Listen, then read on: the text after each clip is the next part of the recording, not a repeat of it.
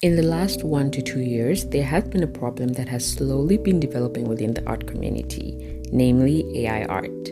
Being an artist who recently started sharing my work online and building an audience, it's very scary knowing that my artwork could be stolen and I have to prove that I'm a real human being.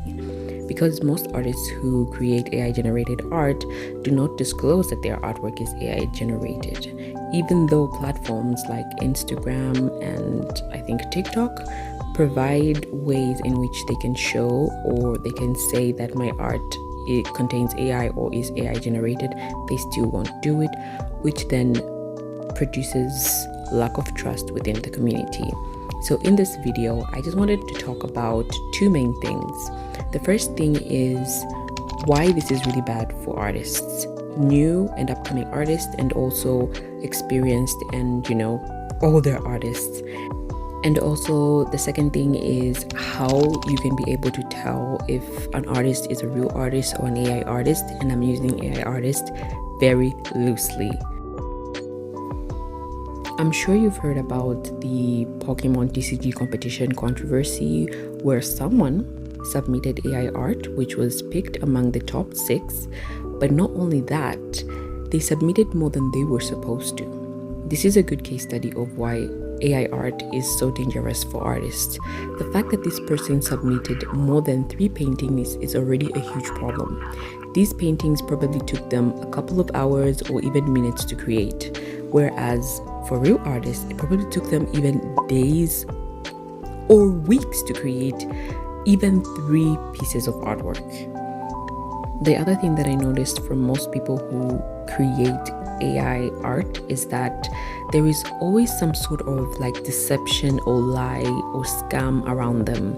Either they're claiming to be real artists and say things like, oh my gosh, I create my own art, or cheat like the person in the Pokemon competition, or they will sell you digital art brushes and be like, these are the brushes that I use for my art. If you want your art to come out looking like mine, just purchase my brushes. And to someone who's fairly new, especially to new people within the art community, they will believe them and they will probably buy because they don't have experience and they don't really know what to look for to see if this is real or anything like that. And even the act of using AI is stealing from many artists who have put their work out there. It just doesn't come up out of nowhere. AI just doesn't imagine things like the human brain can. It has to take from sources that already exist, and that means taking from artists that have put their work online and that have shared their work online. I think the lying and the stealing is really what makes most artists angry, because this isn't anything new. The art community has already been dealing with people who trace other people's artwork and don't give them credit. Another problem that AI has brought is that the art community is now accusing each other of using AI. People are now I don't trust nobody.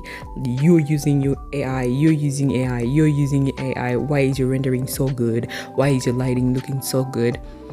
And it causes this lack of trust, and you now have no choice but to go into your Photoshop or your Procreate and show each and every page.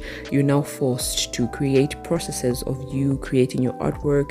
You have to prove that the artwork is real and you yourself are a real human being, which is just so crazy, because right now AI is just a year, 2 years old. What happens in 10 years? What happens in 20 years? How is the world even going to be, if I'm being honest? No one is safe. Influencers aren't safe. Musicians aren't safe. No one is safe. Will this affect even the justice system? Will, I don't know, audio or video be allowed in court anymore? How do we combat this? How do we work on this? Okay, I'm just a little girl, so I'm not going to tell you all about the justice system and the world and everything, but this is just going to be advice for you as an artist. Personally, I think the biggest way to tell if an artist is real or not is not looking at their artwork exactly, but looking at the account. So the first thing is most AI accounts are very new, probably like a year old or 2.5 years old, which is a very, very good telltale sign. But then the thing is that there are certain artists who are new and they are coming up, and most of them new artists who are coming up, their artwork isn't really that great, to be honest. You can tell, the anatomy is stiff and all that stuff. But with AI artists, the account already starts out looking like with really good pieces of artwork, obviously, right? So those are some of the things that you can look out for. Not only that, but then you have to like combine certain different things together. Like the second thing is also how frequently they post. Most AI artists will post 3 times a day, fully rendered pieces with like the character in the forefront, full body anatomy. It could be even just a portrait with a fully drawn out background. Like that's just a lot of work for one artist, or for an artist to put out 3 times a day. That's just unrealistic. And even experienced artists like Sam Does Art produces work like maybe once or twice a week to his Instagram, and even though he might post like maybe 3 photos, they don't really vary. Like they're pretty much the same theme, and maybe he's just changed the pose of the character and stuff like that, which is very realistic. What's wrong with my tongue? Anyway, so the next thing that I also noticed is that even with like the type of posts that a real artist will make, for example, when an artist is making a reel, for example, they will post either the process of how they do their artwork, a reveal of their artwork, or even just like clips of, I don't know, the different artworks that they've made. So here are 3 examples of that. And then I noticed with like AI art accounts, they don't post like the process or anything like that. They'll post like just like a weird like gif of the artwork, like itself, the artwork itself. Like, look at this. Like, there's nothing like human about this. It doesn't really feel like an artist put in a lot of work and dedication into creating something like this. So that's kind of one way to tell an artist, a real artist, from a fake artist. And if you're going to look at the art itself, oh my gosh, the hands. I know, hands. Human beings are terrible at drawing hands. I myself can say that I am terrible at drawing hands. I'm still learning. But then the mistakes that a human being will make when drawing hands and the mistakes that AI will make when drawing hands are completely different. AI will like mush it up and not make it make sense, but a human being will probably draw the fingers really wonky or bend or something, or like with like no proper direction, whereas AI just mushes them up. Look at this piece of artwork. The rendering, the anatomy, it shows experience, right?